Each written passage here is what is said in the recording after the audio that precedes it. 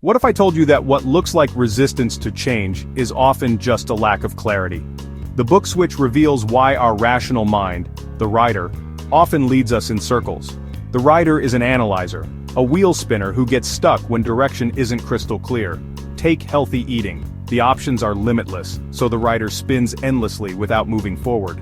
Two researchers found the perfect example, getting Americans to switch from whole milk to low-fat milk. One simple switch could meet USDA recommended saturated fat levels instantly.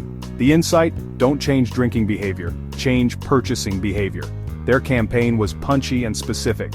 1 glass of whole milk equals 5 strips of bacon. Results? Low-fat milk sales jumped from 18% to 41% and held at 35% 6 months later. This wasn't resistance, it was simply a lack of clear direction. This reveals Switch's powerful 3-part framework for change. Direct the writer with crystal clear direction, motivate the elephant by engaging emotions, and shape the path by changing the environment. This framework works whether you're a CEO with authority or someone without formal power. Instead of saying act healthier, say reach for 1% milk in the dairy aisle. Switch won't make change easy, but it will make it easier. A simple, science-based framework for any situation where you need to change behavior.